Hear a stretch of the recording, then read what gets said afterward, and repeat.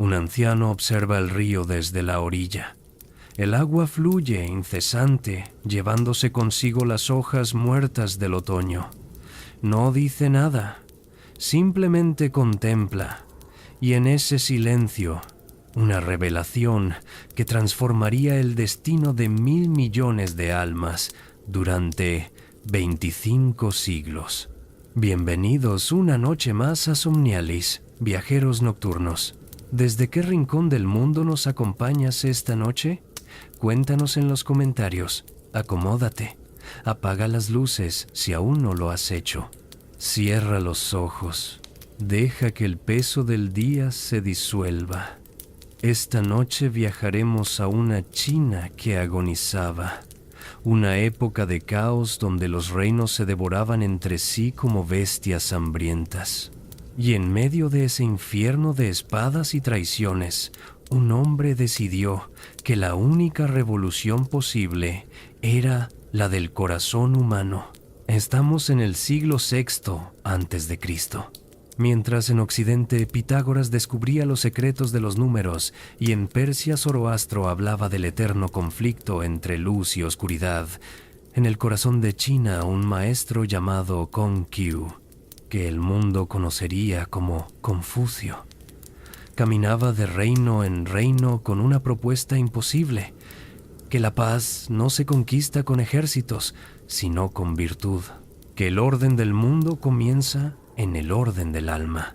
¿Cómo es posible que un hombre sin ejércitos, sin trono, sin riquezas, un simple maestro errante, haya moldeado la conciencia de la civilización más antigua y poblada del planeta? ¿Cómo sus palabras sobrevivieron a emperadores, revoluciones, quemas de libros y el paso implacable de milenios? Esta noche buscaremos respuestas. Te llevaré por los caminos polvorientos que Confucio recorrió. Escucharemos las conversaciones junto al fuego con sus discípulos. Sentiremos el peso de un mundo que se desmorona y la esperanza obstinada de quien cree que la humanidad puede ser mejor. Conoceremos sus fracasos, sus dudas, sus pequeñas victorias, y descubriremos por qué sus ideas sobre la armonía, el deber y la compasión siguen resonando hoy en un mundo tan caótico como el suyo.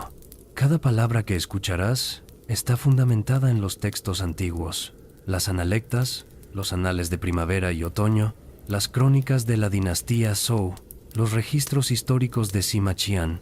Cada detalle, cada conversación recreada, cada momento tiene su raíz en los documentos que sobrevivieron 25 siglos de historia. Así que respira hondo, deja que tu mente viaje en el tiempo. Esta noche caminaremos junto a un sabio que enseñó que el silencio puede ser más poderoso que 1000 palabras, y que la verdadera sabiduría comienza cuando admitimos que no lo sabemos todo. Comencemos. Imaginemos la tierra que vio nacer a Confucio, el reino de Lu. Una tierra de colinas suaves donde los ríos serpentean entre campos de mijo y trigo. El aire huele a tierra húmeda después de la lluvia, a incienso de los templos ancestrales, al humo de las cocinas, donde las familias preparan su arroz al atardecer. Podemos casi escuchar el murmullo de los campesinos en los mercados, el tintineo de las campanas de bronce en los palacios, el canto de los ancianos que recuerdan tiempos mejores. Estamos en el año 551 a.C. El mundo que conocemos está naciendo. En Grecia, los primeros filósofos cuestionan la naturaleza del cosmos. En India, Buda medita bajo el árbol Bodhi. En China, la civilización más antigua del planeta atraviesa su crisis más profunda.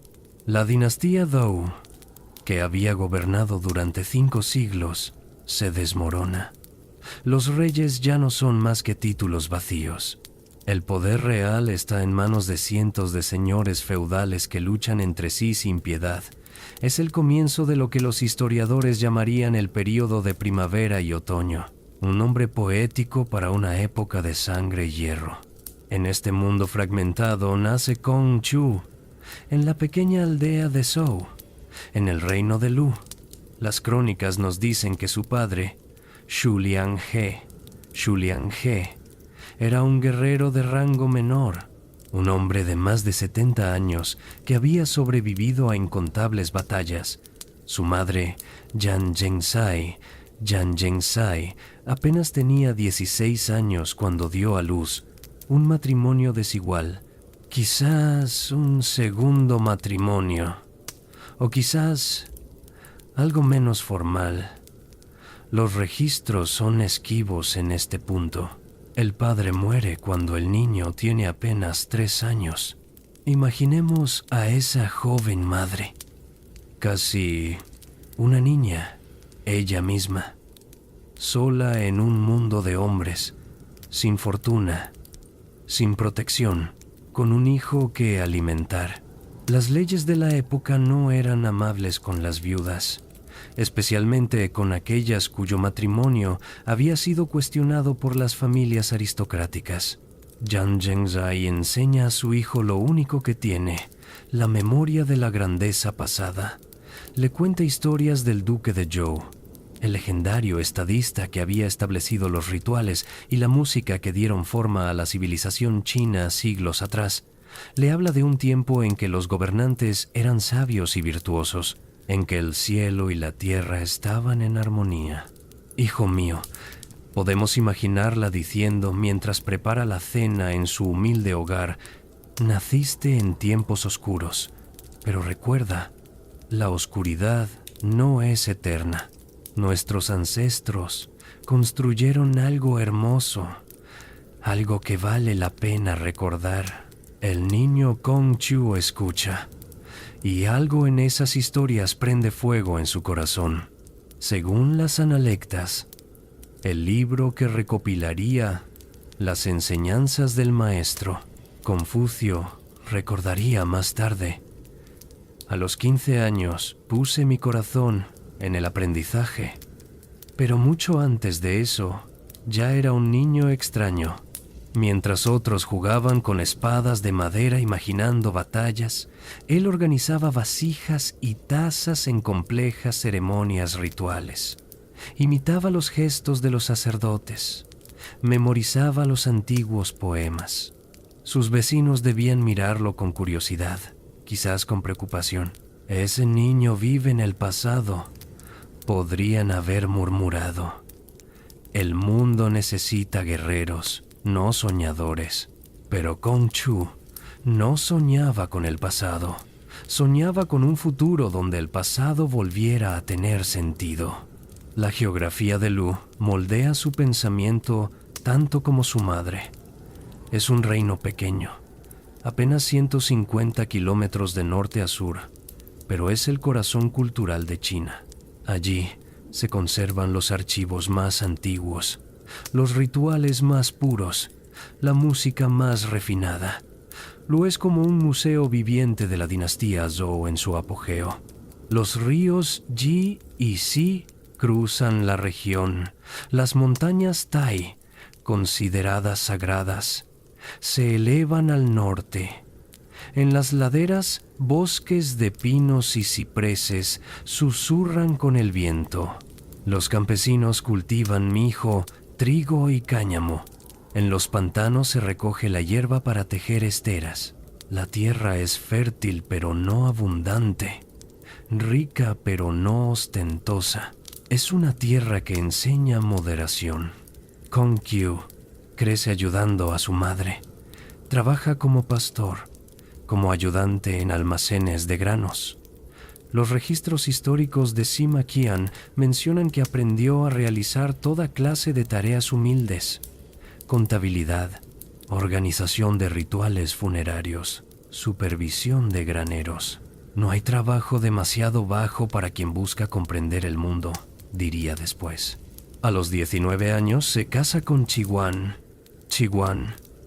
una joven de la que sabemos casi nada, excepto que le dio un hijo al que llamaron Li, que significa carpa, porque según la tradición, el duque de Lu envió una carpa como regalo de nacimiento. Pero el matrimonio no parece haber sido el centro de su vida. Confucio estaba obsesionado con algo más grande, más antiguo, más urgente. Imaginemos una noche cualquiera. Kong-Qiu tiene 20 y pocos años. Se sienta junto al fuego después de un día de trabajo. Su hijo duerme. Su esposa prepara el té.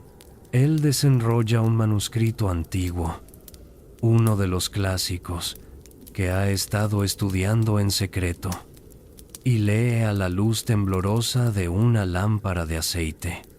Los caracteres danzan ante sus ojos, poemas de 1000 años de antigüedad, canciones de cosecha, lamentos de guerra, odas a los ancestros, y en esas palabras antiguas encuentra algo que el mundo presente ha olvidado: la idea de que la sociedad puede organizarse no por la fuerza bruta, sino por la armonía, que los gobernantes tienen responsabilidades, no solo privilegios, que existe algo llamado el mandato del cielo y que los tiranos lo pierden.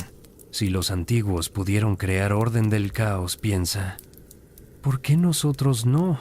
Las crónicas nos dicen que a los 22 años ya había comenzado a enseñar, no en una escuela formal. Esas no existían para alguien de su clase social, sino en su propia casa.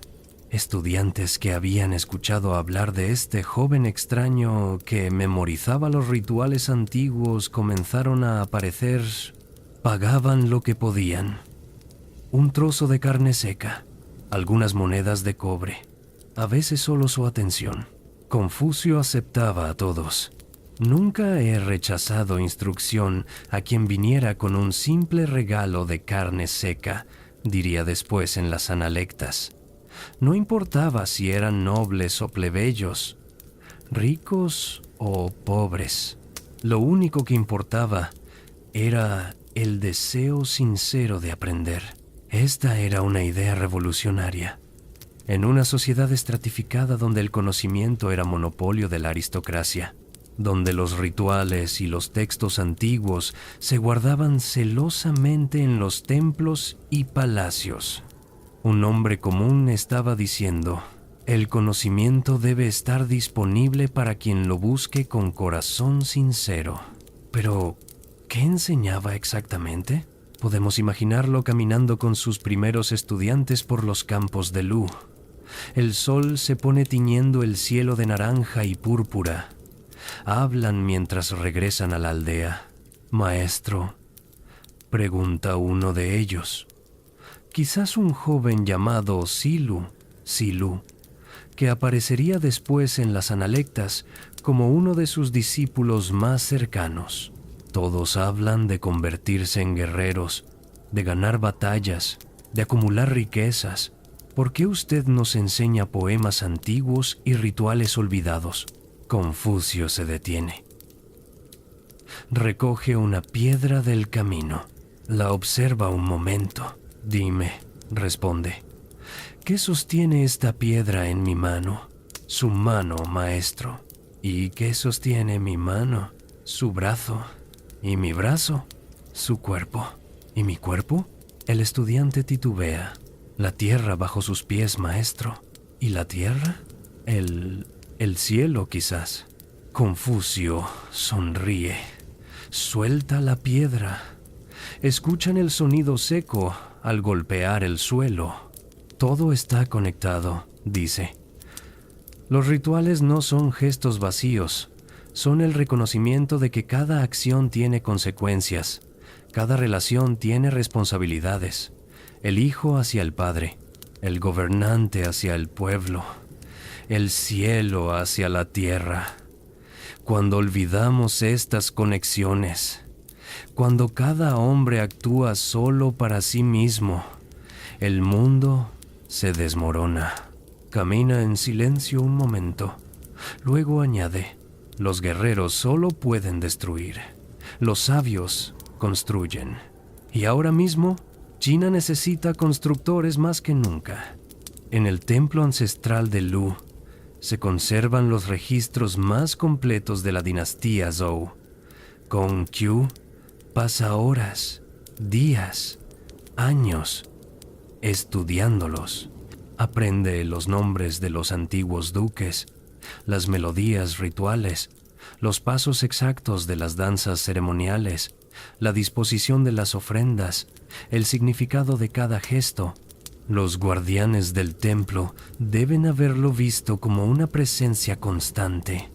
Ese joven delgado de rostro serio que memorizaba textos que incluso los nobles habían comenzado a olvidar. ¿Por qué te importa tanto?, podría haberle preguntado un sacerdote anciano.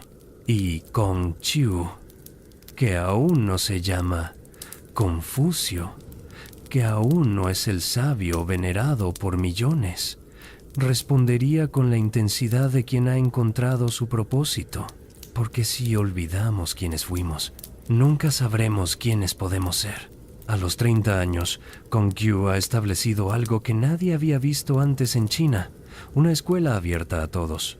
No es un edificio imponente, solo su modesta casa y el espacio bajo los árboles donde se reúnen cuando el clima lo permite. Pero lo que sucede allí es extraordinario. Nobles arruinados estudian junto a hijos de artesanos. Huérfanos de guerra aprenden los mismos rituales que los descendientes de familias aristocráticas. Las analectas preservan retazos de esas conversaciones, fragmentos brillantes de diálogos que debieron suceder bajo el cielo abierto, con el ruido de fondo de la vida cotidiana de Lu. El maestro dijo: aprender sin pensar es inútil. Pensar sin aprender es peligroso. Imaginemos la escena: un grupo de jóvenes sentados en círculo, algunos sobre esteras de junco, otros directamente sobre la tierra, Confucio entre ellos, no elevado en un estrado como los maestros tradicionales, sino al mismo nivel. Como uno más, Yan Hui, su discípulo más querido, hace una pregunta: Maestro, si tuvieras el poder de gobernar un reino, ¿qué harías primero? Los otros estudiantes se inclinan hacia adelante. Esta es la pregunta que obsesiona a todos en esa época. El poder, cómo obtenerlo, cómo usarlo. Confucio cierra los ojos un momento. Cuando habla, su voz es suave pero firme. Rectificaría los nombres. Silencio confuso. ¿Los nombres, maestro?, pregunta Silu. Siempre el más directo, el más impaciente. ¿Eso es todo? ¿No reformaría el ejército? ¿No llenaría los graneros? ¿No castigaría a los corruptos? Escucha, Silu, responde Confucio. Cuando los nombres no son correctos, las palabras pierden su significado. Cuando las palabras pierden su significado, los asuntos no pueden completarse.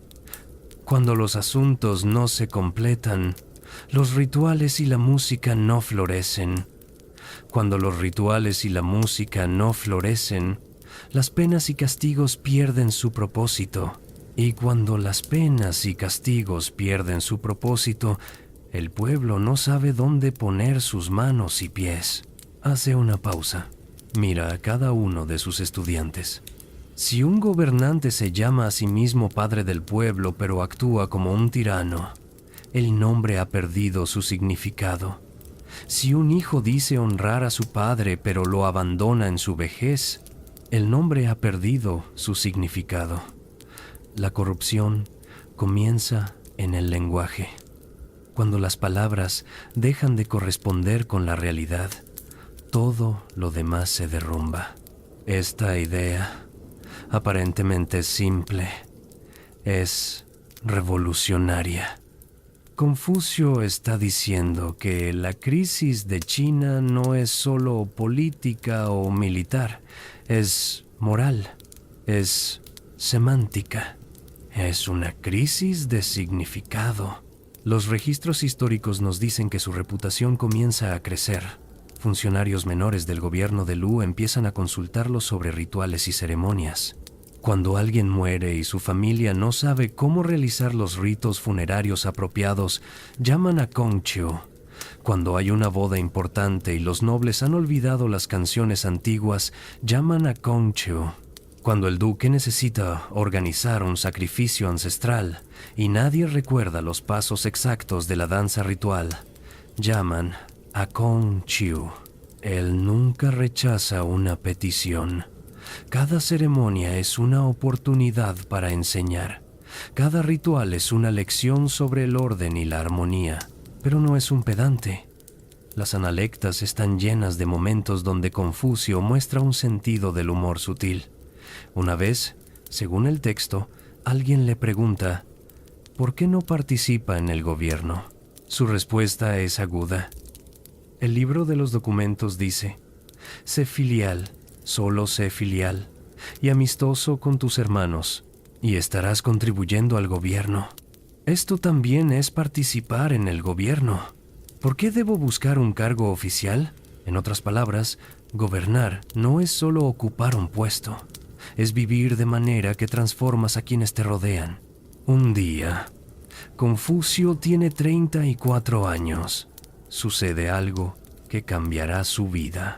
Ji Huanzi, Ji Huanze, el jefe de la poderosa familia Ji, que controla el gobierno de Lu, muere.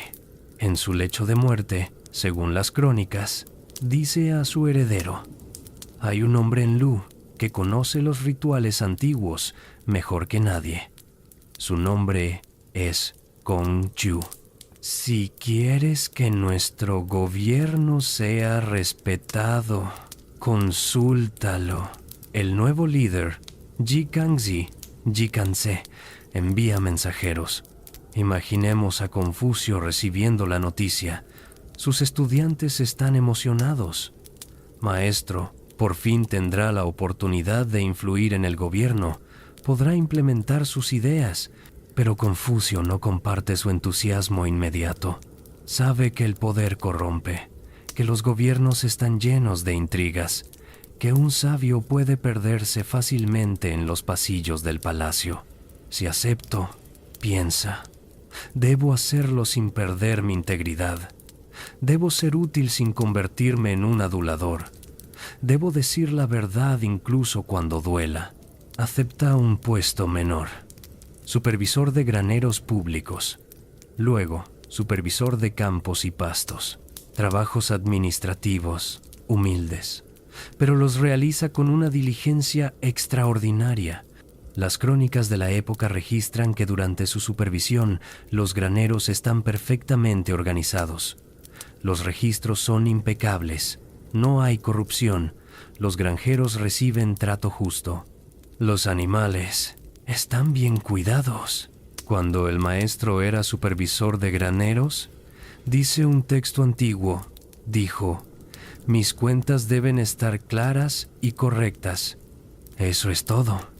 Cuando era supervisor de campos, dijo, los animales deben prosperar.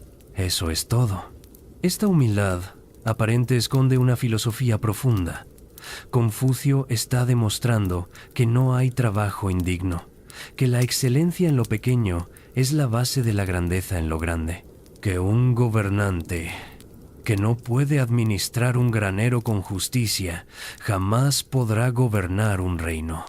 Sus estudiantes lo acompañan en sus tareas, aprenden contabilidad, sí, pero también aprenden sobre responsabilidad, sobre cómo cada grano de arroz representa el trabajo de un campesino, sobre cómo administrar los recursos públicos es un acto sagrado. Ven esto, les dice mostrando los registros meticulosamente ordenados.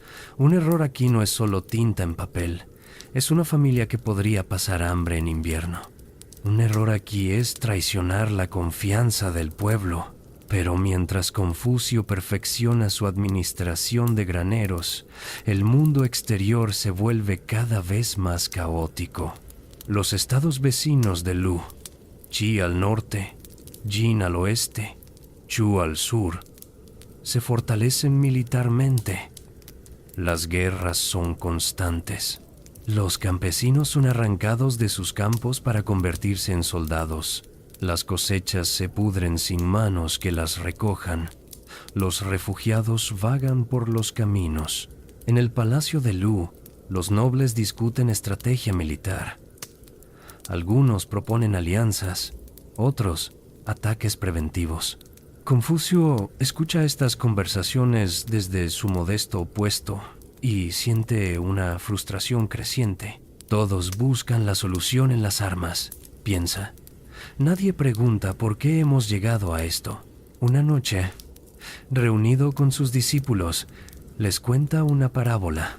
Había una vez un hombre cuya casa se estaba quemando. Los vecinos corrieron con baldes de agua, pero el hombre seguía añadiendo madera al fuego. ¿Qué haces?, le gritaron. Necesito mantenerme caliente, respondió. Así es nuestro mundo. Añadimos violencia para combatir la violencia, odio para combatir el odio.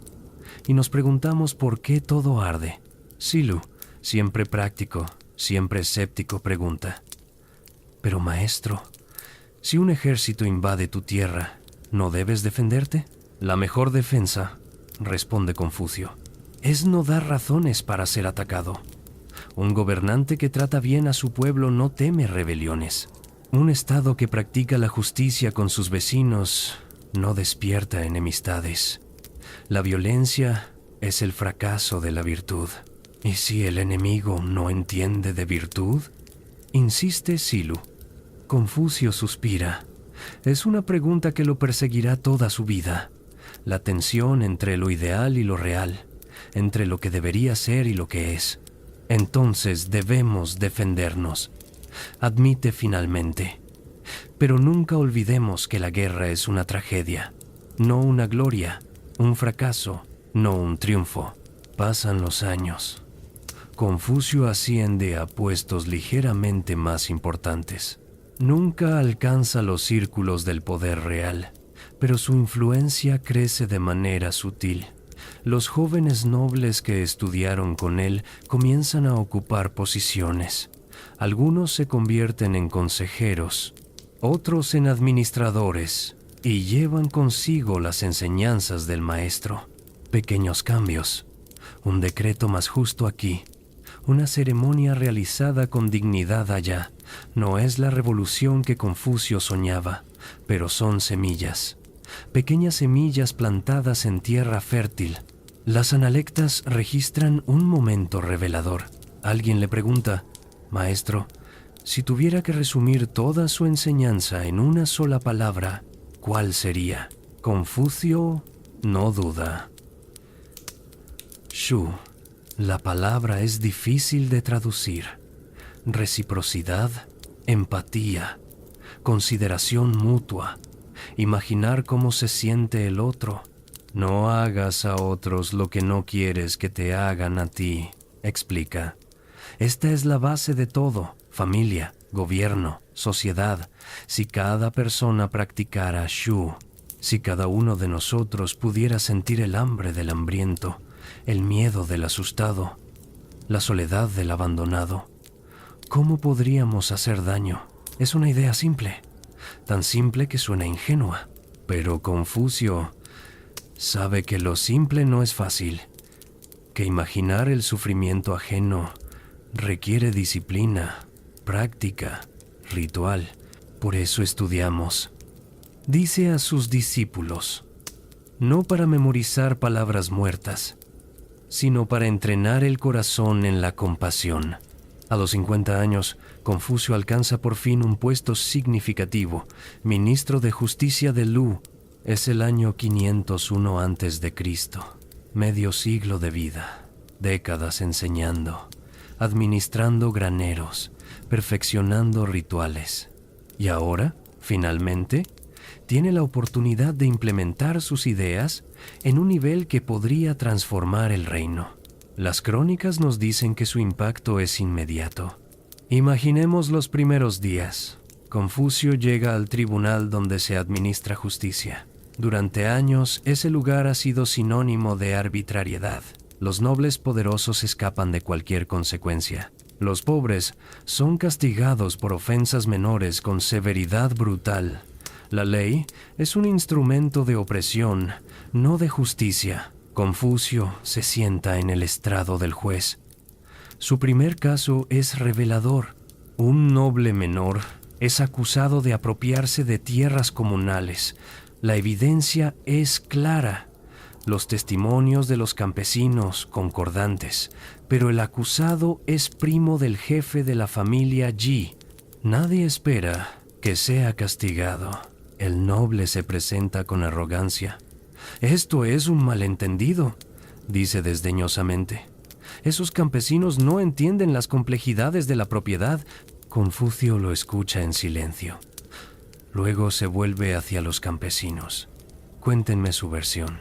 Titubeantes, acostumbrados a que sus palabras no importen, relatan cómo el noble movió los mojones que marcaban los límites de las tierras comunales, cómo ahora los campos que antes usaban para pastar sus animales están cercados, cómo sus familias sufren la pérdida. Confucio cierra los ojos. Cuando los abre, hay determinación en su rostro. La ley no distingue entre poderoso y débil, dice. Solo entre justo e injusto. Has violado la propiedad comunal. Debes devolver las tierras y compensar a quienes has perjudicado. El noble se enfurece. No puedes. Soy familia de... Precisamente porque eres de familia noble, interrumpe Confucio. Tu responsabilidad es mayor. Los nobles deben ser ejemplo, no opresores. El veredicto se mantiene. La noticia se esparce como fuego. Por primera vez en décadas, la ley se aplica sin favoritismos. Los campesinos empiezan a creer que existe algo llamado justicia. Los nobles comprenden que tienen límites, pero no todos están contentos. En los palacios, algunos nobles murmuran: «Este Kong-Qiu se está volviendo peligroso. Si sigue así, trastornará todo el orden social». Tienen razón en preocuparse, porque Confucio no se detiene ahí. Propone reformas, simplificación de los rituales para que no sean monopolio de la aristocracia, establecimiento de graneros públicos para tiempos de hambruna, educación abierta patrocinada por el Estado. Los registros históricos mencionan que incluso sugiere limitaciones al poder de las tres grandes familias que dominan Lu, los Ji, los Meng y los Yu. Un Estado, argumenta en el Consejo, no puede ser fuerte si unas pocas familias acumulan todo el poder. El duque debe ser realmente el duque. Los nobles deben servir, no gobernar para sí mismos. Es una propuesta radical, peligrosa. Durante un breve periodo, quizás 3 años, parece que Lu podría transformarse. Las analectas y los registros históricos de Sima Qian coinciden en que durante el tiempo de Confucio como ministro de Justicia, el crimen disminuyó notablemente. Se cuenta que las puertas ya no necesitaban cerrarse de noche y los objetos perdidos en los caminos no eran recogidos por otros. ¿Exageración poética? Quizás, pero señala algo real, la percepción de que el orden estaba siendo restaurado. Confucio organiza un encuentro diplomático con el duque de Qi, el estado vecino al norte. Es una prueba crucial. Durante años, Qi ha intimidado a Lu, pero Confucio prepara meticulosamente cada detalle del encuentro. Imaginemos la escena. La frontera entre los dos reinos. Pabellones ceremoniales levantados para la ocasión. El duque de Lu llega acompañado por Confucio. El duque de Qi con su séquito de guerreros. Los de Qi tienen un plan. Han traído músicos y bailarines, pero no los refinados ejecutantes de rituales tradicionales. Traen artistas cómicos, acróbatas. Entretenimiento vulgar diseñado para humillar al duque de Lu frente a su propia corte. Cuando comienza la representación, Confucio se pone de pie. Deténganse. Su voz corta el aire. Cuando dos nobles se encuentran en ceremonia diplomática, solo música apropiada debe interpretarse. Estas son formas bárbaras. Si no se retiran inmediatamente, será una grave ofensa. El silencio es tenso.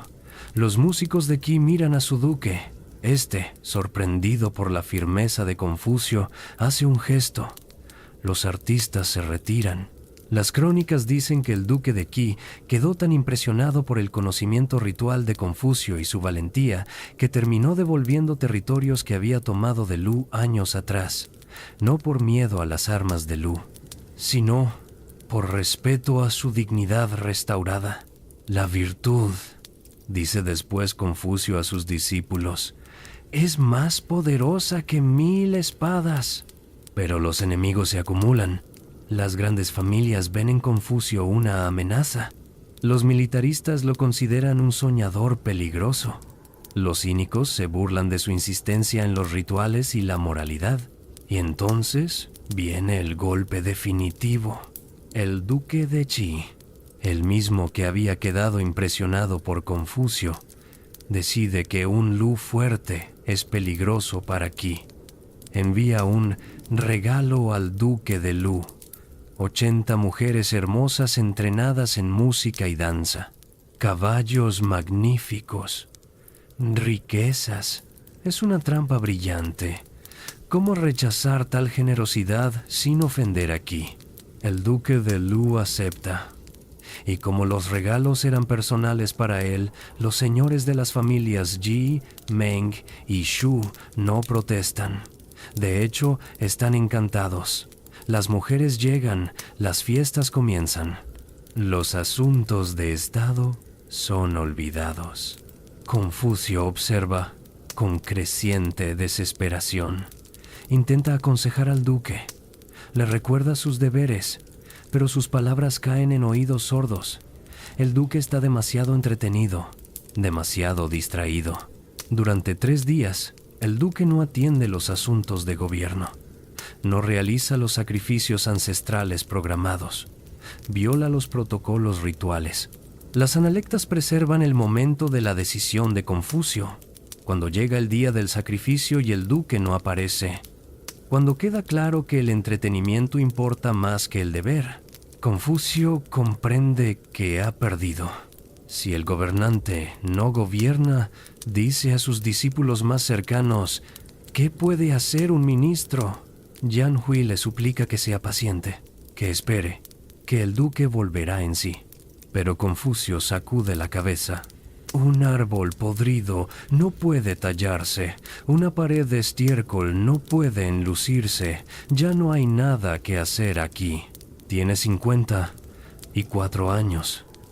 Ha dedicado su vida entera a la idea de que la virtud puede transformar la sociedad. Y ahora, en el único momento en que tuvo poder real para implementar esas ideas, un puñado de mujeres hermosas y caballos finos fueron suficientes para deshacerlo todo. Renuncia a su puesto. Imaginemos esa última noche en Lu. Confucio empaca sus escasos pertenencias, sus manuscritos, sus instrumentos de música, los textos antiguos que ha copiado pacientemente durante décadas. Sus estudiantes se reúnen. Algunos llorarán cuando sepa que el maestro se va, otros lo seguirán. Yan Hui, Silu, Sigong, Sigón, Sixia, Cixia. Los discípulos que han estado con él años, décadas algunos. ¿Maestro?, pregunta Sigong. ¿A dónde irá?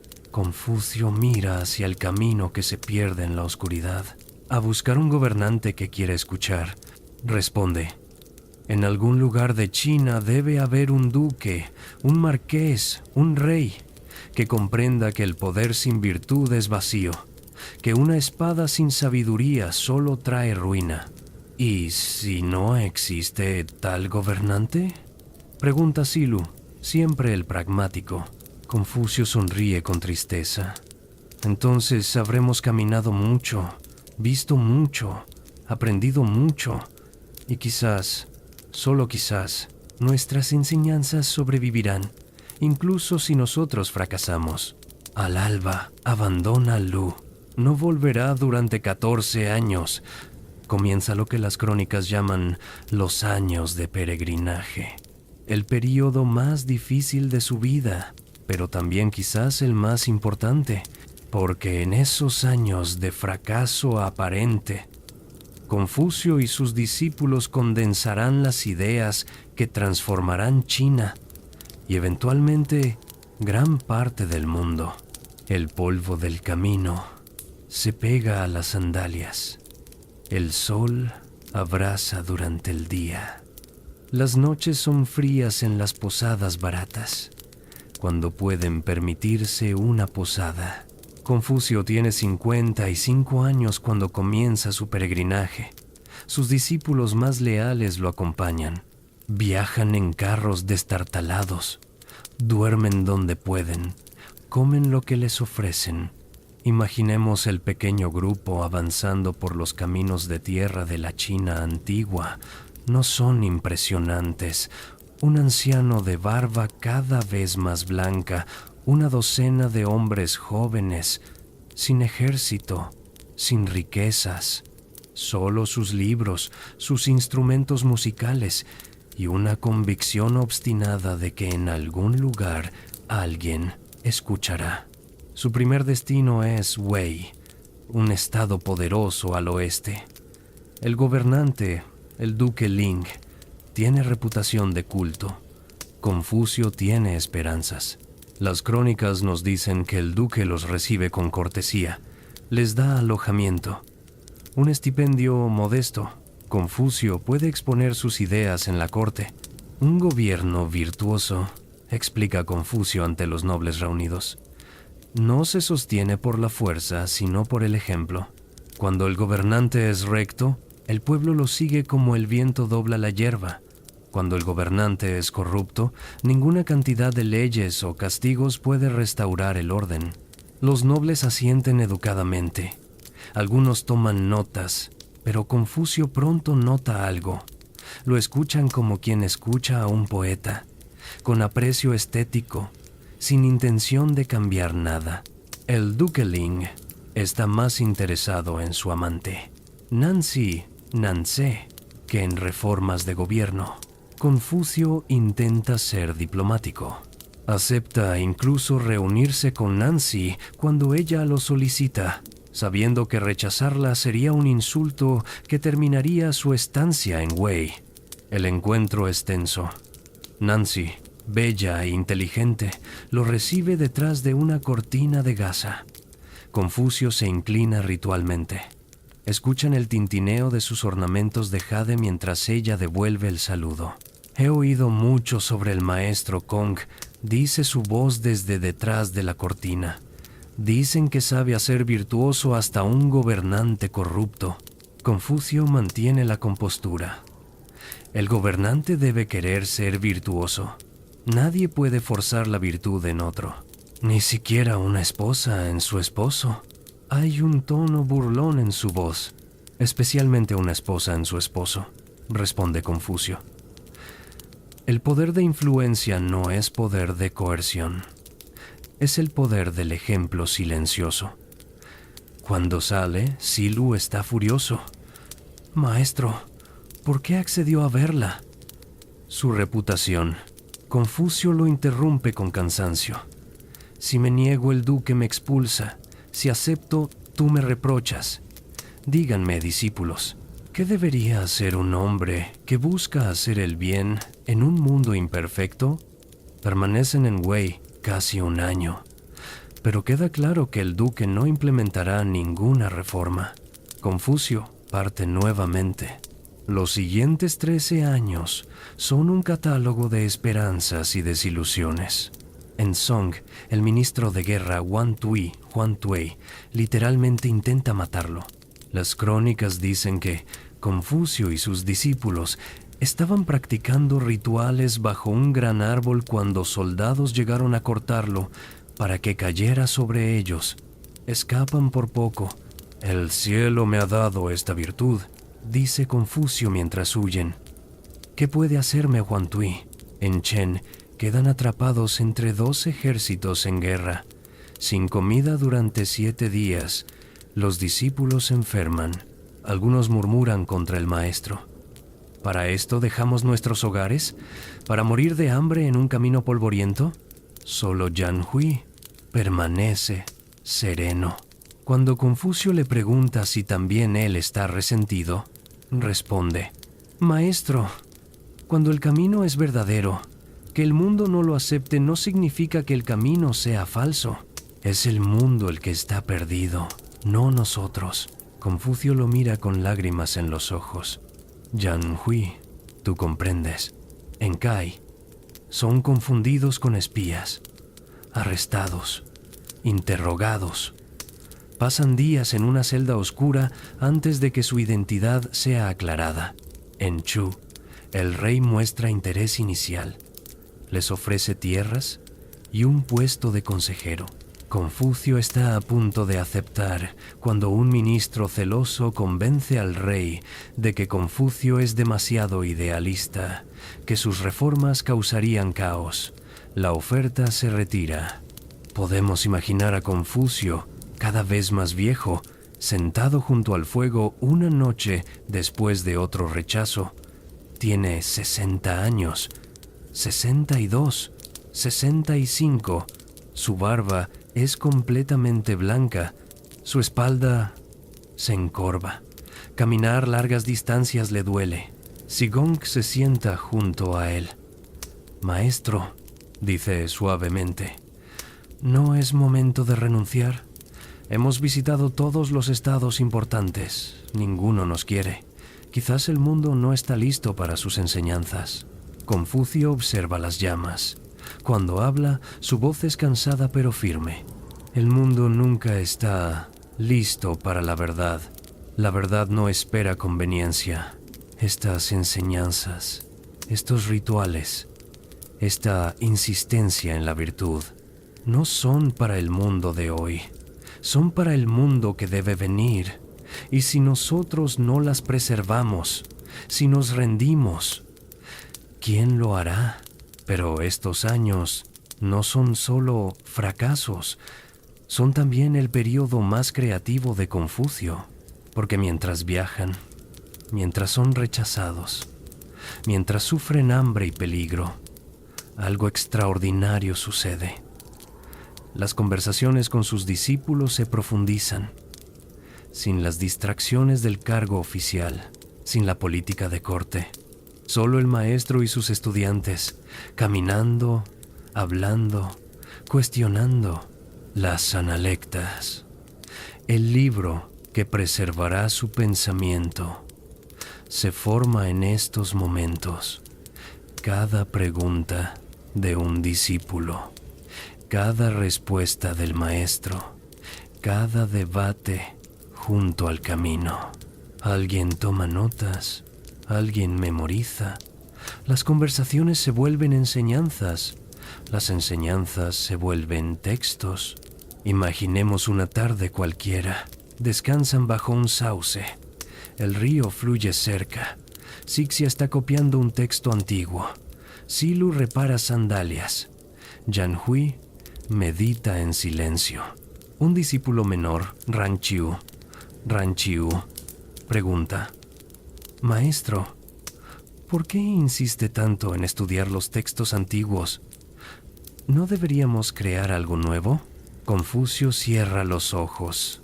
Cuando los abre, hay una profundidad tranquila en su mirada. No creo algo nuevo. Transmito lo antiguo, los sabios del pasado, el duque de Zhou, los fundadores de nuestra civilización. Ya descubrieron las verdades esenciales sobre cómo vivir en armonía. Mi tarea no es inventar, sino recordar, limpiar el polvo de las joyas que otros enterraron. Pero, insiste Ranchu, el mundo ha cambiado desde entonces. La naturaleza humana no ha cambiado, responde Confucio. Seguimos naciendo indefensos. Seguimos necesitando amor, guía, comunidad. Seguimos sintiendo alegría, dolor, miedo, esperanza. Los textos antiguos no hablan de reyes muertos, hablan de lo que significa ser humano, y eso es eterno. Una de sus prácticas durante estos años es la música. Confucio era un músico consumado. Tocaba el chin, un instrumento de cuerdas, y cantaba los antiguos poemas del libro de las Odas. Las crónicas preservan momentos hermosos. Una vez, en el estado de Qi, escuchó una pieza musical antigua llamada Shao.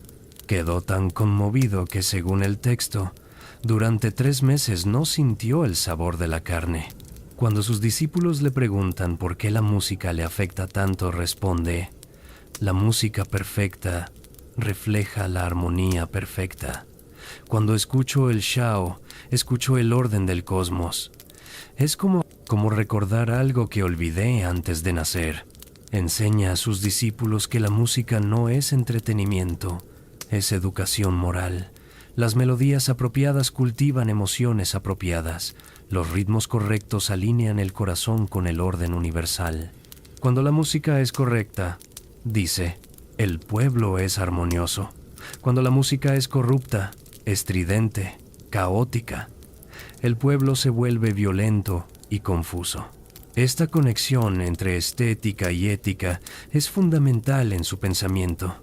Belleza y bondad no están separadas. La forma correcta y el contenido correcto son uno. Durante una estancia forzada en un pueblo pequeño, esperando que pase un conflicto militar, Confucio organiza una escuela improvisada. Niños locales se reúnen. Algunos nunca han tenido educación formal. Confucio les enseña los mismos textos que enseña a los nobles. Los trata con la misma seriedad, los mismos rituales. Un padre campesino le pregunta: «Maestro, ¿para qué necesita mi hijo saber poesía antigua? Será agricultor como yo». Confucio se arrodilla para estar a la altura del niño. «Tu hijo es un ser humano. Como tal, tiene derecho a comprender su humanidad. La poesía no lo hará mejor agricultor, lo hará mejor persona. ¿No es eso lo que todo padre quiere para su hijo?». El hombre se va sacudiendo la cabeza, pero deja a su hijo en las lecciones. A los 67 años, Confucio recibe una carta de Lu, su antiguo estudiante, Ran Chu, quien había regresado años atrás y ahora tiene influencia en el gobierno. Lo invita a volver. Las cosas han cambiado. Hay apertura para sus ideas. Confucio sabe que probablemente es exagerado, pero está cansado, muy cansado. Ha visto todos los estados importantes. Ha ofrecido sus servicios a docenas de gobernantes. Ninguno los ha aceptado plenamente. «Es hora de volver a casa», dice a sus discípulos. No para gobernar, sino para enseñar, para escribir, para preservar lo que hemos aprendido. El viaje de regreso a Lu es agridulce. Reconoce los caminos, las colinas, el olor del aire. Ha estado ausente 14 años. Partió con esperanza de cambiar el mundo. Regresa sintiendo que ha fracasado. Pero está equivocado, porque lo que logró no fue cambiar gobiernos. Fue algo mucho más profundo y duradero. Confucio regresa a Lu convertido en un anciano de 68 años. El hombre que partió con vigor y esperanza regresa con el pelo completamente blanco, el cuerpo encorvado, la voz ocasionalmente temblorosa. Pero hay algo en su mirada, una profundidad, una paz que no tenía antes. Lu lo recibe con respeto, no le ofrece encargo oficial importante. Las familias nobles siguen dominando y temen sus ideas, pero le dan una pensión modesta, un lugar donde vivir, libertad para enseñar. Es suficiente, más que suficiente. Imaginemos su nueva vida, una casa sencilla cerca del antiguo palacio, un patio donde recibe estudiantes, manuscritos apilados cuidadosamente, el sonido del chin en las tardes. Pero también hay dolor. Los discípulos que lo acompañaron durante años comienzan a dispersarse. Algunos aceptan cargos en otros estados. Otros se casan, forman familias, se establecen, es natural, es correcto. Pero para Confucio, que ha vivido principalmente a través de sus relaciones con estos estudiantes, cada partida es una pequeña muerte. Yan Hui permanece. El amado Yan Hui, el más brillante, el más comprometido. Confucio deposita en él todas sus esperanzas. Este, piensa, será quien lleve las enseñanzas adelante, quien las comprenderá completamente, quien las transmitirá con fidelidad.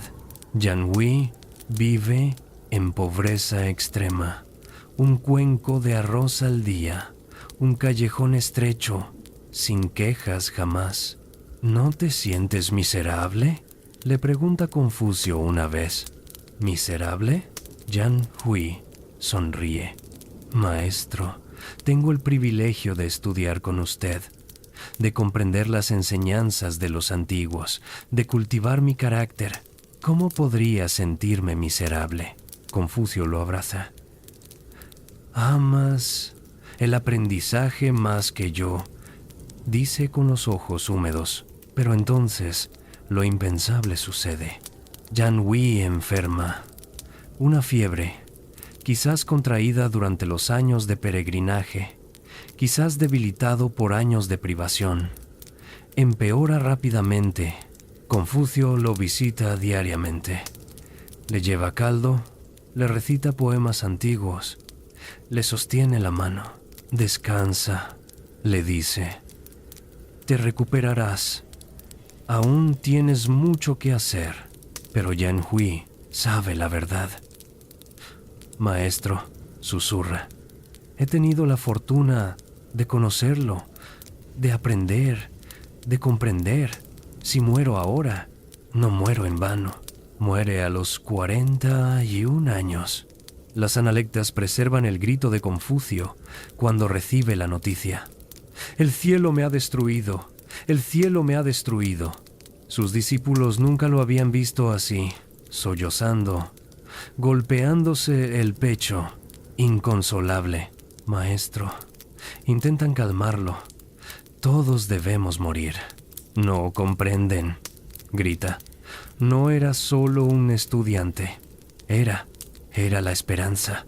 Era quien podría haber llevado esto adelante. Y ahora se detiene. Respira profundo. Cuando habla de nuevo, su voz es un susurro roto. Si no fue por él, entonces, ¿por quién debería llorar así? El duelo dura meses. Confucio se vuelve más silencioso, más introspectivo. Hay días en que apenas habla. Silo intenta animarlo. Le recuerda sus logros. ¿Cuántos estudiantes han pasado por sus enseñanzas? 300, 400, más quizás. Pero ninguno como Yan Hui, responde Confucio. Sin embargo, con el tiempo, el dolor se transforma en algo más, en urgencia. No tengo mucho tiempo, dice a los discípulos que permanecen. Debo completar el trabajo. Se dedica a editar los textos antiguos. El libro de las Odas, 305 poemas que había seleccionado de miles. El libro de los documentos, registros históricos de dinastías pasadas. El libro de los cambios, el antiguo texto de adivinación que Confucio había estudiado intensamente. Imaginémoslo trabajando. Una lámpara de aceite ilumina su escritorio. Sus dedos, artríticos, temblorosos, guían el pincel sobre los tabletas de bambú. Cada carácter requiere concentración, precisión. ¿Por qué se esfuerza tanto, maestro?, pregunta Zigong, quien ha vuelto para ayudarlo. Estos textos ya existen.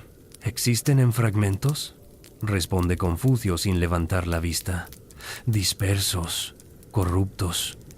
Mi tarea es preservarlos, comentarlos, asegurar que las generaciones futuras comprendan su significado. Trabaja también en un texto histórico, Los anales de primavera y otoño, una crónica de los eventos en Lu durante 242 años. Parecería un trabajo árido, una lista de fechas y hechos, pero Confucio lo convierte en algo más. Cada palabra está cuidadosamente elegida, cada descripción de un gobernante. El duque hizo esto, lleva un juicio moral implícito. Al llamar rebelde a alguien o leal a otro, al describir una muerte como asesinato versus ejecución, Confucio está enseñando. Este libro, dice a sus estudiantes, es mi juicio del mundo. Futuras generaciones leerán estos eventos y comprenderán. Esto fue correcto, aquello fue injusto. Los gobernantes temerán más este libro que a 1000 espadas. Es una afirmación audaz. ¿Un libro como arma? ¿Palabras más poderosas que ejércitos? Pero Confucio está apostando por el largo plazo, por la memoria, por la conciencia moral que sobrevive generaciones. Mientras trabaja, también reflexiona sobre sus propios fracasos. Una tarde, reunido con los discípulos que quedan, les cuenta una parábola. Cuando era joven, pensaba que si encontraba al gobernante correcto, podría transformar China en una generación. Creía que el cambio vendría desde arriba. Un rey sabio que implementaría las reformas correctas y todo el pueblo lo seguiría. Hace una pausa. Bebe un sorbo de té. Ahora comprendo que estaba equivocado. El cambio no viene de arriba hacia abajo. Viene de adentro hacia afuera. Debe comenzar en el corazón de cada persona. Un gobernante solo puede ser tan virtuoso como su pueblo le exige ser. Y el pueblo solo puede exigir virtud si primero la cultiva en sí mismo. Entonces, pregunta un discípulo, ¿hemos fracasado? Confucio sacude la cabeza. No hemos transformado gobiernos, pero hemos plantado semillas. Cada estudiante que ha pasado por aquí, cada persona que ha escuchado estas enseñanzas y las ha tomado en serio, es una semilla. Quizás no florezcan en mi vida, quizás ni siquiera en la de ustedes, pero florecerán. El bien tiene su propia gravedad. Eventualmente, atrae. Esta aceptación del fracaso aparente, esta paciencia con el tiempo histórico, marca su pensamiento tardío. Pero también hay frustración, especialmente cuando ve las tendencias emergentes en la filosofía china. Otros maestros están ganando influencia. Moche predica un amor universal utilitario. Los legalistas argumentan que solo las leyes estrictas y los castigos severos pueden ordenar la sociedad. Algunos, como Yang Yu, predican un individualismo radical. Cada quien para sí mismo. Confucio escucha estos desarrollos con alarma. El amor universal de Mozi, dice, suena hermoso, pero elimina las distinciones apropiadas. No puedo amar al extraño como amo a mi madre. No puedo tratar al funcionario corrupto como trato al sabio virtuoso. El orden requiere jerarquías apropiadas, no basadas en poder arbitrario, sino en virtud y relación. Sobre los legalistas, creen que pueden forzar la bondad con castigos, pero el miedo solo produce obediencia superficial. En el momento en que la vigilancia se relaja, el caos regresa. Solo la virtud interiorizada, la vergüenza por hacer mal, el orgullo por hacer bien, crea orden duradero. Sus últimos años están marcados también por pérdidas personales continuas. Su hijo, Gongli, muere. Un hombre mediocre que nunca alcanzó la grandeza. Confucio lo llora, pero con menos intensidad que a Yan Hui. Los discípulos notan esto. Algunos se escandalizan. ¿Acaso no era su hijo?, preguntan. Era mi hijo, responde Confucio, pero Yan Hui era mi legado. El impetuoso, leal, valiente Silu. Muere en una batalla defendiendo a su señor. Cuando Confucio recibe la noticia, dice simplemente: sabía que terminaría así. Nunca pudo quedarse quieto cuando veía injusticia. Hay orgullo en su voz y tristeza inmensa. El mundo que Confucio conoció toda su vida se está transformando. La dinastía Zhou es solo un nombre. Los estados se devoran entre sí con ferocidad creciente. Las guerras son más grandes, más destructivas. Ciudades enteras son arrasadas, poblaciones desplazadas. Y en medio de todo esto, un anciano en Lu copia textos antiguos. Enseña a un puñado de estudiantes. Toca su chin en las tardes. Parece irrelevante, anacrónico, fuera de lugar. Pero Confucio ha hecho las paces con eso. Mi tiempo no es ahora, dice una noche a Zigong. Quizás nunca llegue en mi vida. Pero llegará. Tiene que llegar. Porque la alternativa, un mundo donde el poder bruto es la única ley, donde la virtud es considerada debilidad y la compasión es estupidez. Ese mundo no puede durar, se autodestruirá. ¿Y si está equivocado?, pregunta Zigong suavemente. Confucio sonríe. Entonces habré vivido una vida dedicada a lo que consideré correcto. ¿Hay mejor manera de vivir? El invierno del año 479 a.C. es particularmente crudo. El frío penetra los huesos. Confucio, a sus 72 años, siente cada uno de esos inviernos acumulados en su cuerpo. Se mueve con dificultad. Sus manos tiemblan al sostener el pincel. Su vista se debilita, pero continúa trabajando. Las analectas preservan fragmentos de sus últimas conversaciones. Hay en ellas una melancolía austera, una aceptación. El gran camino está oculto, dice. Los hombres capaces están marginados. El mundo sigue su curso hacia el caos. Pero también hay momentos de humor seco. Cuando alguien le pregunta sobre la muerte, responde: aún no comprendemos la vida. ¿Cómo podemos comprender la muerte? Cuando le preguntan sobre los espíritus y los dioses, dice: aún no sabemos servir a los hombres. ¿Cómo podemos servir a los espíritus? Es su manera de decir: ocupémonos de lo que está frente a nosotros, lo inmediato, lo humano, lo que podemos comprender y cambiar. Una mañana de primavera. Es el año 479. Confucio no se levanta a su hora habitual. Sus discípulos se preocupan. Cuando finalmente sale de su habitación, camina con pasos inseguros. Maestro, Zigong corre hacia él. ¿Está bien? Confucio se apoya en él. Tuve un sueño, dice. Su voz es distante. Estaba sentado entre dos pilares con ofrendas rituales. Los ancestros me llamaban. Zigong siente un escalofrío. Conoce el significado. En la tradición ritual, así se coloca el cuerpo de los muertos. Son solo sueños, maestro. Intenta tranquilizarlo, pero Confucio sacude la cabeza. La dinastía Xia colocaba los ataúdes en los escalones del este, la Zhou entre los dos pilares. Mi familia desciende de la Shang. Quizás es una señal. Los días siguientes se debilita rápidamente. Ya no puede trabajar en los manuscritos. Apenas puede caminar hasta el patio. Sus discípulos se turnan para cuidarlo. Le traen sopa, le leen los textos que él editó, le tocan la música que amaba.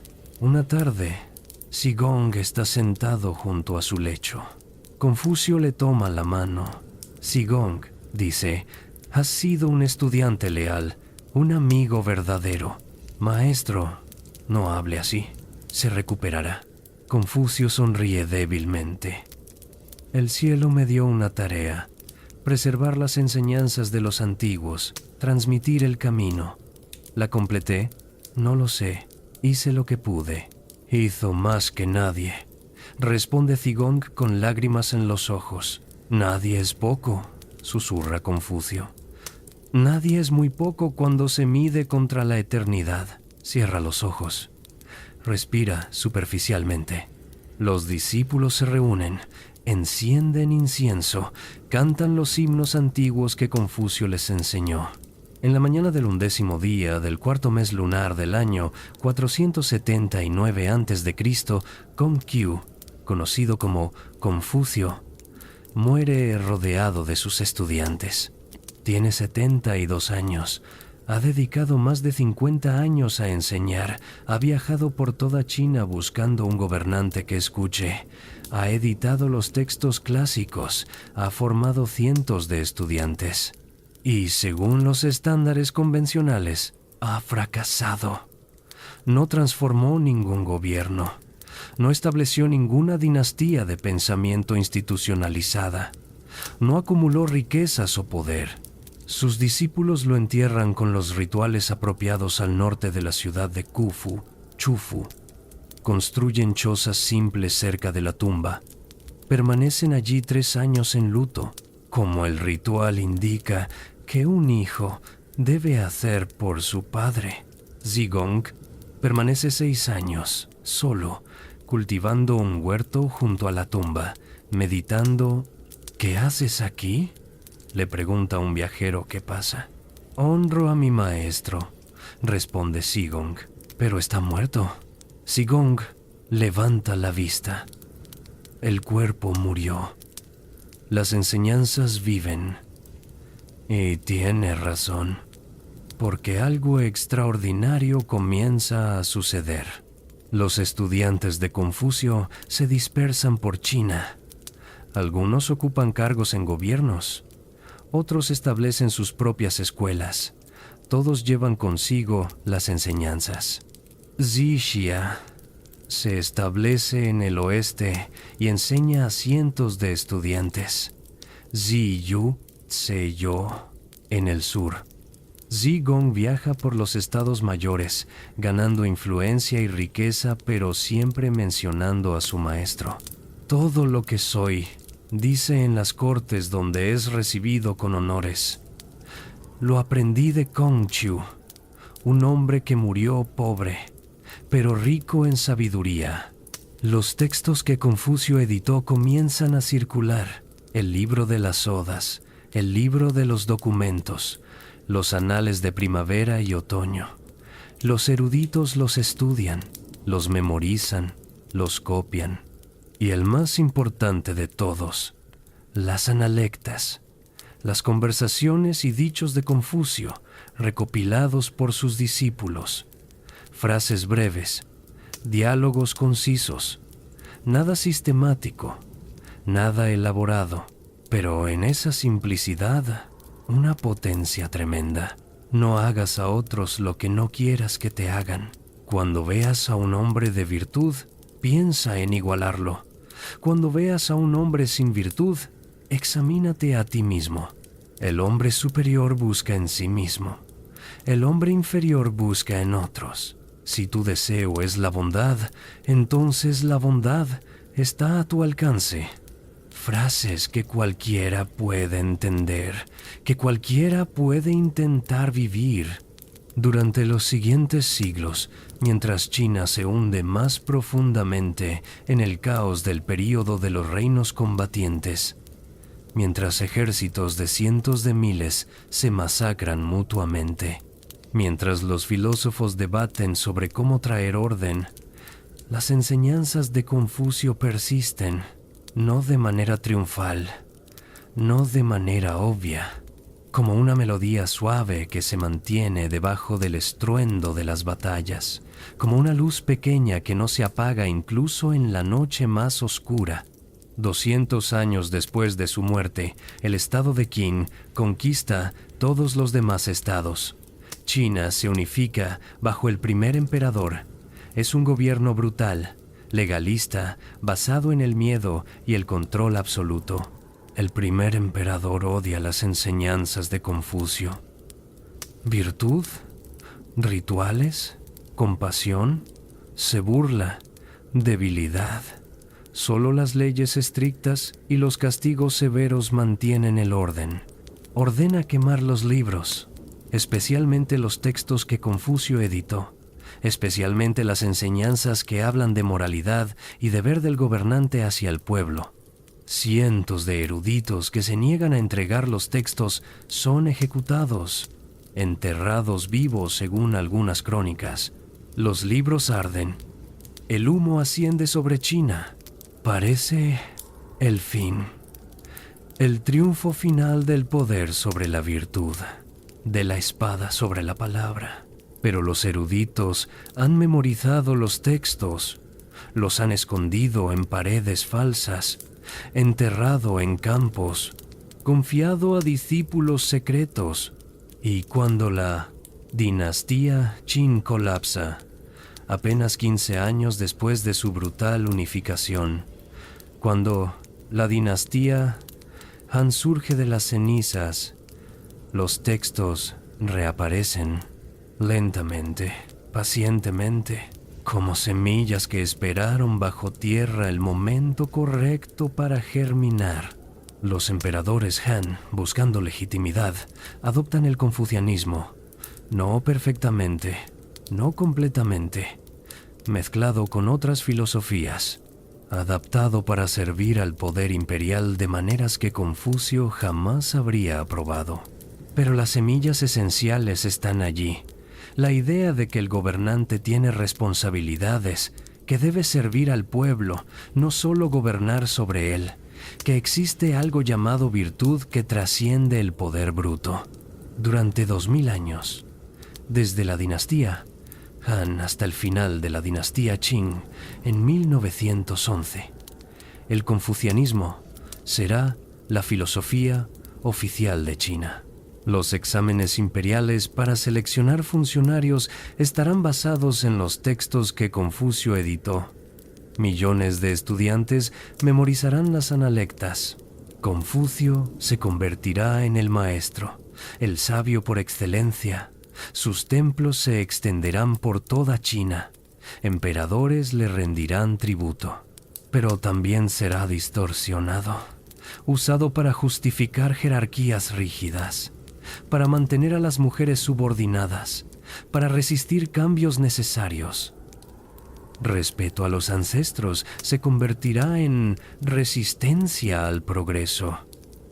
Armonía social se convertirá en obediencia ciega. Las enseñanzas que Confucio dedicó su vida a transmitir. Enseñanzas sobre el cultivo personal, la compasión, la responsabilidad mutua, serán tanto veneradas como traicionadas. Porque así funciona la historia. Las ideas nunca se transmiten puras. Siempre se adaptan, se distorsionan, se usan para propósitos que sus creadores nunca imaginaron. Pero el núcleo persiste, como un diamante bajo capas de sedimento. Puede ser difícil de ver, pero está allí. Y cuando llega el siglo XX, cuando China confronta la modernidad, cuando los revolucionarios queman los templos confucianos y denuncian las viejas enseñanzas como cadenas del pasado, incluso entonces, las preguntas fundamentales que Confucio planteó permanecen. ¿Cómo vivimos juntos? ¿Qué le debemos a otros? ¿Cómo cultivamos nuestra mejor versión? ¿Puede la virtud realmente triunfar sobre la fuerza? Estas preguntas no tienen edad, no tienen nacionalidad, son simplemente humanas. 25 siglos después de que aquel anciano cerrara los ojos por última vez en Lu, el mundo está irreconociblemente diferente. China ha pasado por dinastías, revoluciones, invasiones, transformaciones que habrían dejado a Confucio atónito. El imperio medio que conoció fragmentado en pequeños reinos en guerra perpetua, se unificó, se expandió, colapsó, renació, cayó bajo dominio extranjero, se liberó, se convirtió en república, en estado comunista, en potencia global. Y a través de todo eso, a través de las quemas de libros y las revoluciones culturales, a través de los intentos de borrar el pasado y construir un futuro completamente nuevo, las enseñanzas del maestro Kong persisten, no de manera obvia siempre, no de manera pura, pero persisten. Imaginemos por un momento el alcance. Los números son difíciles de comprender realmente, pero intentémoslo. Durante más de 2000 años, cada funcionario del gobierno chino tuvo que memorizar las analectas. Cada estudiante que aspiraba a ascender socialmente debía dominar los textos que Confucio editó. Cientos de millones de personas, quizás miles de millones acumuladas a través de los siglos, han estudiado sus palabras. Japón adoptó el confucianismo en el siglo VI después de Cristo, Corea en el siglo IV, Vietnam en el siglo X, adaptándolo a sus propias culturas, sí, mezclándolo con budismo, taoísmo, shintoísmo, pero el núcleo confuciano, la insistencia en la educación, en el deber filial, en la armonía social, moldeó esas sociedades profundamente. Cuando los misioneros jesuitas llegaron a China en el siglo XVI, quedaron fascinados. Matteo Ricci escribió sobre este filósofo antiguo cuyas enseñanzas morales parecían, en muchos aspectos, paralelas al cristianismo. Los textos confucianos fueron traducidos al latín, estudiados en Europa. Voltaire admiraba a Confucio. Lo veía como prueba de que la moralidad no requiere revelación divina, que la razón humana puede descubrir el bien. Leibniz veía en el pensamiento confuciano una armonía con su propia filosofía de la armonía preestablecida. Las ideas viajaron, se mezclaron, influyeron, pero también fueron malinterpretadas, usadas, abusadas. En la China imperial tardía, el confucianismo se había vuelto conservador, rígido. Los exámenes imperiales se enfocaban en la memorización mecánica más que en la comprensión genuina.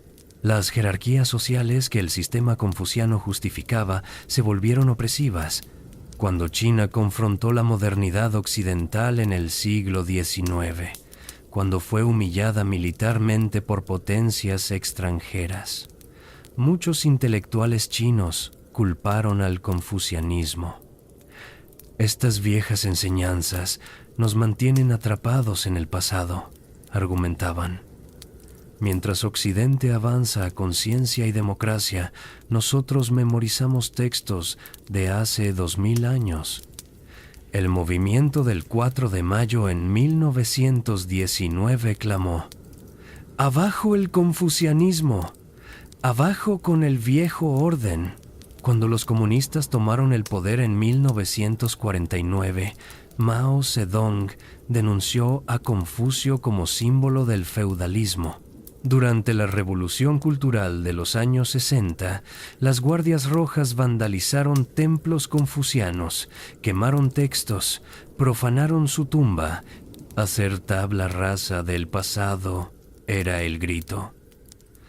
Construir un hombre nuevo parecía el fin definitivo, no una quema de libros ordenada por un emperador, sino un rechazo popular masivo de todo lo que Confucio representaba.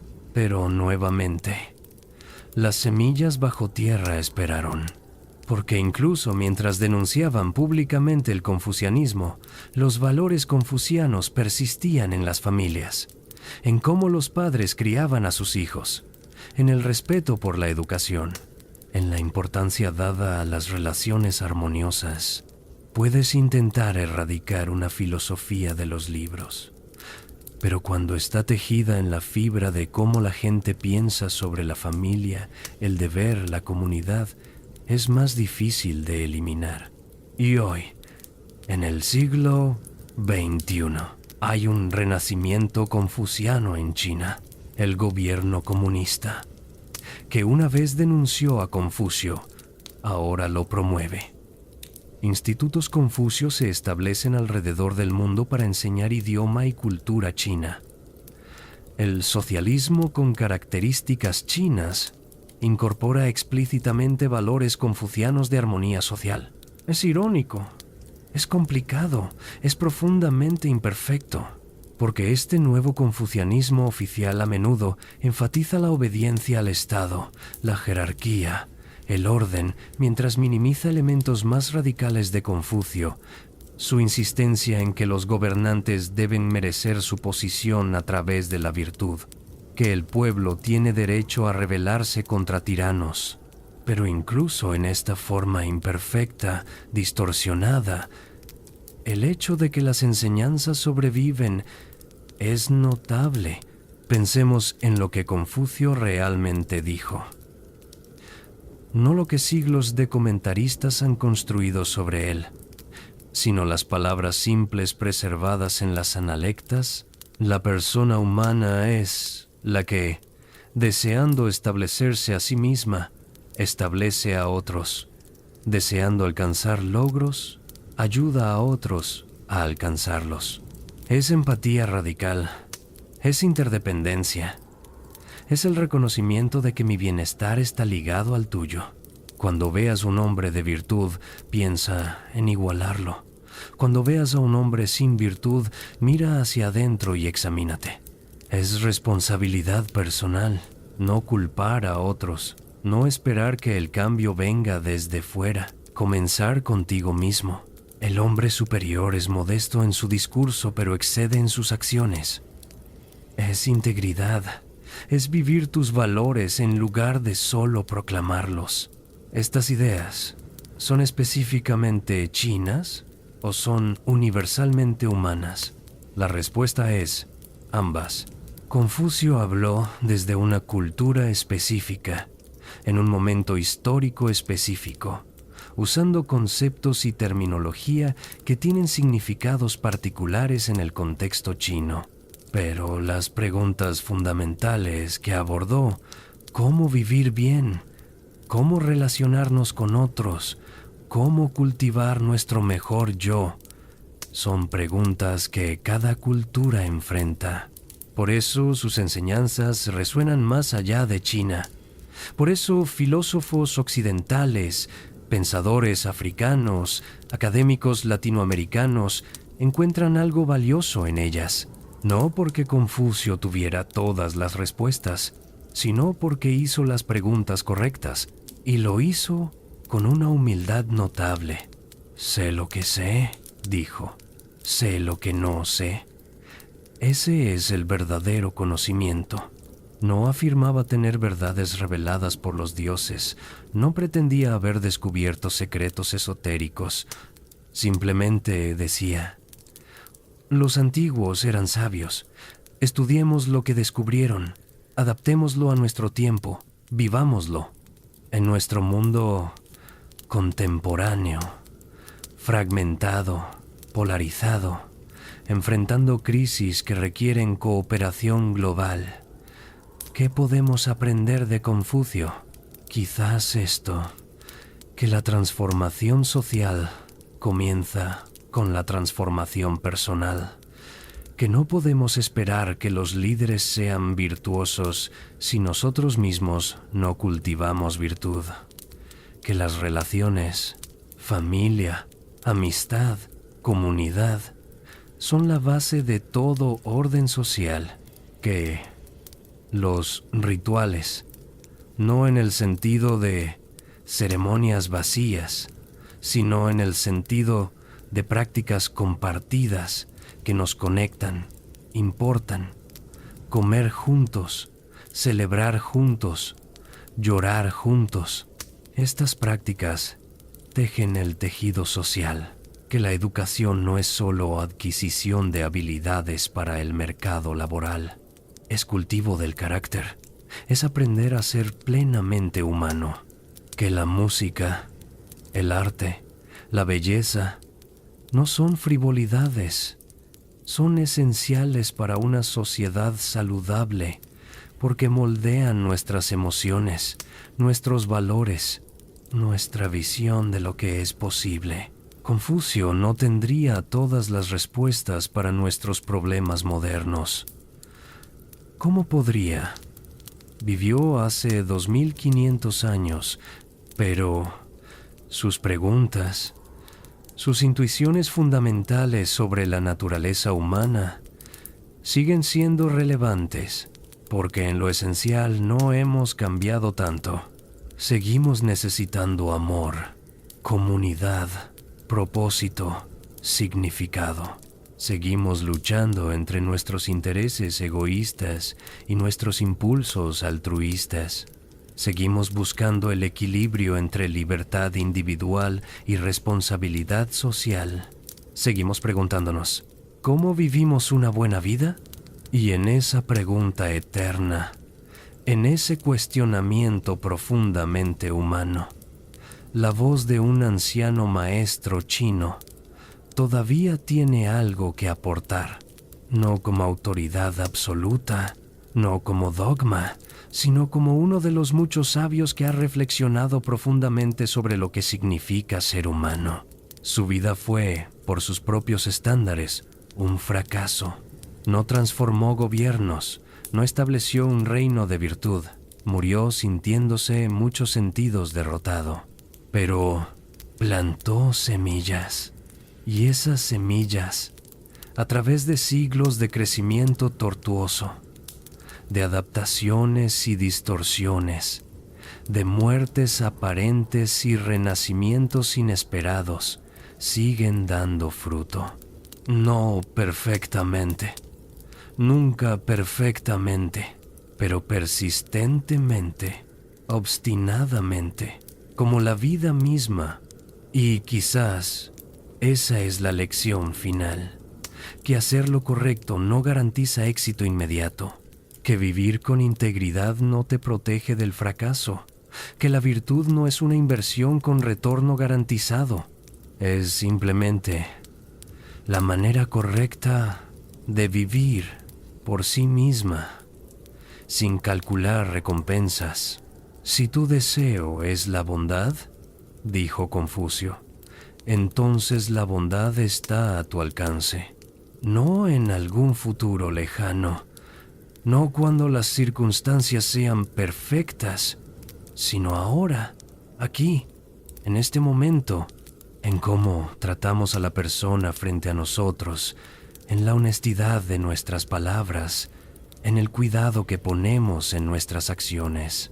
El sabio silencioso que observaba el río fluir hace 25 siglos comprendió algo fundamental, que el agua, siendo lo más suave, puede desgastar la piedra más dura, no con fuerza, sino con persistencia. Así son los valores, así es la virtud, así es la sabiduría verdadera, suave, persistente, inevitable, como el río que fluye, como el tiempo que pasa, como la primavera que siempre regresa después del invierno más largo. Regresemos por un momento a donde comenzamos. Un anciano observa el río desde la orilla. El agua fluye incesante, no dice nada, simplemente contempla. Pero ahora comprendemos qué veía en ese silencio. Veía el paso del tiempo. Veía que nada permanece, que los imperios se levantan y caen, que los reyes poderosos son olvidados, que las verdades que parecían eternas se desvanecen. Pero también veía algo más. Veía que el agua, aunque cambia constantemente, nunca deja de ser agua, que bajo todas las formas, río, lluvia, nube, hielo, hay una esencia que persiste. Y quizás pensaba, así es con la naturaleza humana. Cambian las culturas, las tecnologías, las estructuras políticas, pero la necesidad de amor, de propósito, de conexión, eso permanece.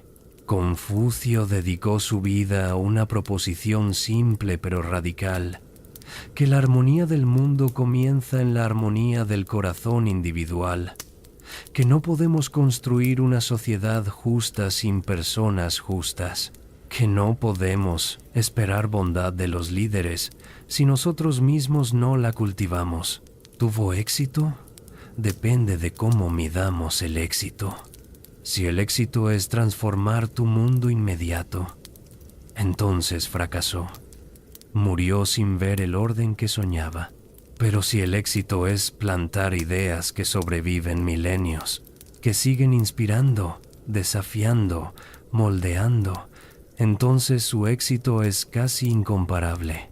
25 siglos, esa es la medida de su legado. 25 siglos de estudiantes estudiando sus palabras, de padres enseñando a sus hijos los valores que él preservó, de sociedades intentando, imperfectamente, siempre imperfectamente, vivir según los principios que él articuló. Y ahora te pregunto a ti, viajero nocturno, que has caminado conmigo esta noche por los senderos de la antigua China, ¿qué aspecto de esta historia te resonó más? ¿Fue la persistencia de Confucio a pesar de los fracasos, su insistencia en que el cambio comienza en uno mismo, su fe en que la virtud eventualmente prevalece? ¿O quizás algo diferente? ¿Una lección, un momento, una reflexión que tocó algo en ti? Cuéntame en los comentarios. Me encantaría saber qué te llevaste de este viaje. Y si hay otros temas históricos que te gustaría que exploráramos juntos, otros sabios, otras civilizaciones, otros momentos cruciales donde la humanidad se enfrentó a preguntas eternas, déjamelo saber. Este canal es un diálogo, un viaje compartido a través del tiempo. Si este recorrido te ha acompañado esta noche, si has aprendido algo, si te ha hecho pensar en tu propia vida, tus propias elecciones, considera suscribirte a Somnialis. Cada semana exploramos nuevos horizontes, buscando entender cómo llegamos a ser quienes somos, cómo el pasado sigue vivo en el presente, cómo las preguntas que se hicieron hace miles de años siguen esperando nuestras respuestas.